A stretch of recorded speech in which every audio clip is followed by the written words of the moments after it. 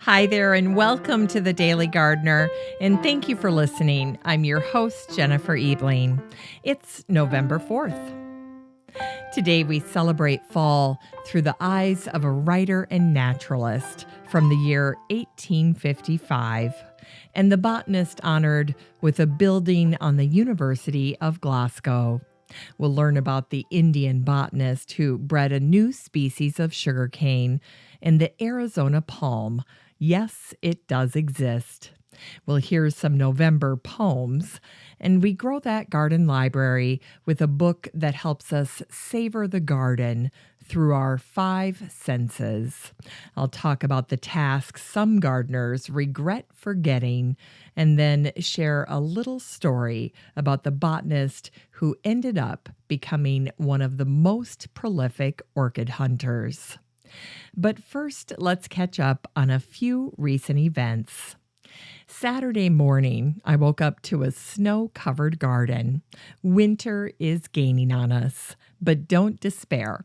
I found a lovely video clip from Katie Rushworth over at Silverline Tools, who shares that there are still plenty of ways to add color to your winter garden.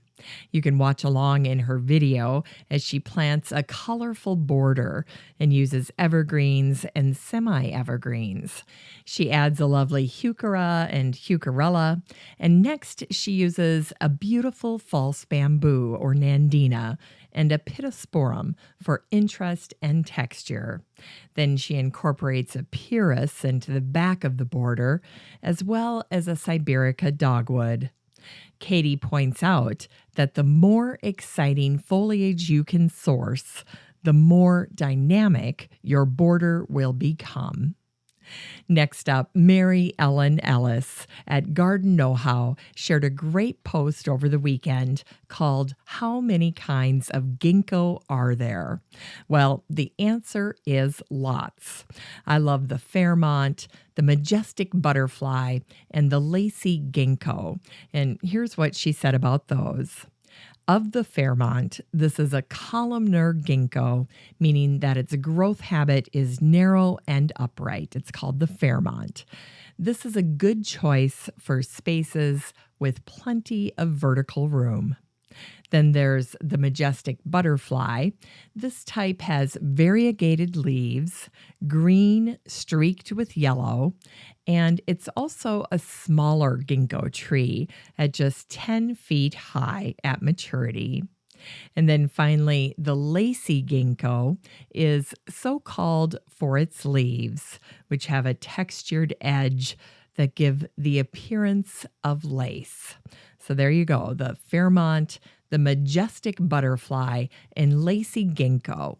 Mary Ellen does a great job of describing many other ginkgo species, so go ahead and check out that post in the Facebook group for the show. Finally, as trends go, houseplants are hot. I found a great post that was reshared from last December and was featured in the blog Greenhouse Management called Houseplant Comeback. The subtitle was Tech-Savvy Millennials Are Reviving the Houseplant Market. How will the latest indoor foliage trends affect growers and retailers in 2019 and beyond? The article featured Garden Media's Katie Dubow, who said, whether we're doing it consciously or subconsciously, we're putting more greenery into our homes because we're spending more time inside. And she's right. Last year, the National Initiative for Consumer Horticulture developed a series of infographics to promote the proven health and wellness benefits of houseplants. And the chairperson of that group says that the benefits of houseplants resonate with millennials because they want something that does more than just look pretty. All right. Now, if you'd like to check out these curated articles for yourself, you're in luck because I share all of it with the listener community in the free Facebook group, the Daily Gardener Community. So there's no need to take notes or track down links. the next time you're on Facebook, just search for the Daily Gardener Community and request to join. I'd love to meet you in the group. Here's today's brevities.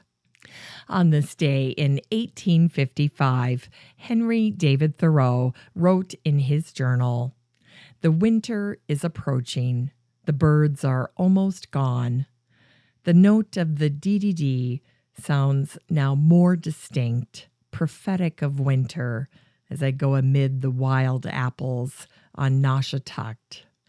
The autumnal dandelion, sheltered by this apple tree trunk, is drooping and half closed, and shows but half its yellow this dark, late, wet day in the fall. Larches are now quite yellow in the midst of their fall, and when I look away to the woods, the oaks have a dull, dark red now, without brightness. The willow tops on causeways have a pale, bleached, silvery, or wool grass-like look." On the same day that Thoreau was recording his autumnal observations, the English botanist Frederick Orpen Bauer was born in 1855. Bauer became the Regius Chair of Botany at the University of Glasgow. When he arrived, the department consisted of 2 rooms and a small attic space for the herbarium. When Bauer lectured, he had to vie for a lecture hall with other departments and faculty. But in 1901, the university completed a new botany building, which was technically Britain's first botanical institute. As part of the university's 450th anniversary celebration, Sir Joseph Hooker opened the building. It was renamed in the 1990s to honor Bauer, and it became known as the Bauer Building. On October 24, 2001, the Bauer Building was significantly damaged by a fire.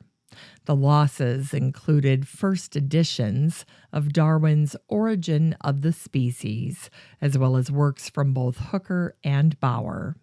Many of the oldest botanical manuscripts and books were impacted because they were stored on the 3rd floor under the roof space. After almost 4 years of continuous work, the Bauer Building reopened in November 2005. And today is the birthday of the Indian botanist Janaki Ammal, who was born on this day in 1897. She was born in Kerala and studied in numerous colleges in India and received her master's and doctorate from the University of Michigan. Before Ammal's work, the sugarcane grown in India didn't grow well, and it wasn't sweet. After her schooling, Ammal worked at a sugarcane breeding station, and she began experimenting with varieties of sugarcane. Although she faced significant jealousy and discrimination from her male counterparts, Ammal managed to create a variety of sugarcane that grew well in the climate of India, and it was sweet, and it made India a significant grower of sugarcane. And on this day in 1984, the Arizona Republic newspaper shared an article by Vic Miller, a professor of agriculture at Arizona State University, about the history of the native palm of Arizona. The article starts this way. Yes, we do have a native palm. Seeds of it were collected in Arizona, taken to Belgium, and grown in a nursery, observed and named by a German botanist, but it is called the California fan palm. The mystery of the California fan palm was not whether it existed, but where it came from, California or Arizona. The article continued. In 1976, Researchers published an article stating that there was an area where native palms grew naturally in Arizona on Castle Creek, about a mile north and west of Castle Hot Springs. This discovery helped solve the 100-year-old mystery. Now, here's the backstory. In 1879, a German botanist, Hermann von Wendland, named the Arizona palm Washingtonia foliifera in memory of George Washington. He had seen the plants growing in a nursery in Belgium. The seeds had been collected in America. But from what state had the seeds been collected? 3 years earlier, in 1876, the German botanist Georg Drude wrote that the seed was collected in Arizona along the Colorado River. Then the Italian botanist, Dr. Francesco Franceschi, also said that the seed was from Arizona. But the Stanford botanist and herbarium curator Samuel Parrish disagreed because the area where the seeds were collected was supposedly near Prescott. According to Parrish, this was a region of pines, not palms, and so he insisted that the seeds had to have come from California. But what Parrish didn't realize was that there was actually groves of Arizona palms just 38 miles from Prescott at Castle Creek. So how did the Arizona palm seeds end up in Belgium? Well, it turns out that the 1870s stagecoach line went right along Castle Creek to Prescott, Arizona, and then on to Santa Fe, New Mexico. In September of 1872, the Czech botanist and extreme orchid hunter Benedict Rezel was in that part of the Southwest on his way to Mexico. He likely bought some of the ripe purple fruit of those Castle Creek, Arizona palms from fellow travelers, and then he sent the fruit on to Germany with his other specimens. Mystery solved. In Unearthed Words, here are some poems about November. The first is from Sir Walter Scott. November's sky is chill and drear. November's leaf is red and sere. And here's a poem called November Night from Adelaide Crapsey. Listen, with faint dry sound, like steps of passing ghosts, the leaves, frost-crisped, break free from the trees and fall. It's time to grow that garden library with today's book, The Garden in Every Sense and Season by Tove Martin. I'm a huge Tove Martin fan, and this book does not disappoint. First, I have to share what Michelle Slatala of Gardenista wrote about this book. It's so good that it's printed right on the cover.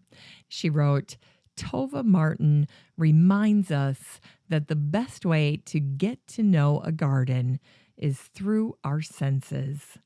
Don't expect to make it through many pages before you feel an urge to run outdoors, to reintroduce yourself to your own landscape. This book is one of my favorites, and I'm thrilled to share it with you today at the start of November, a month where we count our blessings and are thankful. Martin's book is about that, being present and aware, as well as so genuinely grateful for our gardens. Gardens are so much work, but don't forget they are the muse to so many of our dreams. We get so much joy from them, and if you're a northern gardener like I am, the time we get to spend in them is so minimal. In Tova's book, she shares 100 essays that are divided into the 4 seasons: But then each season is divided into the five senses: sight, smell, sound, touch, and taste. Let me share a few excerpts from her section on autumn. Here's an excerpt from an essay called Gone to Seed in the section on sight. Look closely and you'll realize that seed heads are fascinating. Also, they aren't usually as glam as flowers. They're intricate little packets, carefully designed to ensure tomorrow for whatever sedum, mountain mint, aster, marigold, or echinacea they plan to disperse. And here's an excerpt from an essay called Crunch Time in the section on sound. You might say my affinity for rakes is just the sour grapes of a 90-pound weakling, unable to pull a ripcord effectively. And you might be right. But there is something infinitely fulfilling about unearthing the herbaceous peony with its tawny blush of leaves still intact, and rejoicing because I will be enjoying its color for another few weeks. Then here's an excerpt from the section on touch in an essay called Get a Grip. Some women have an arsenal of shoes at their beck and call. A stack of gloves poised by the door is more my speed. The collection includes mud gloves, leather gloves, lined gloves, driving gloves, gauntlets, and wool gloves. Wear the wrong gloves in autumn, and your hands are going to suffer. And then there's this from an essay called Underground Assets. I have a conspiracy theory linking chiropractors to the autumn planting bulb trend. Love that.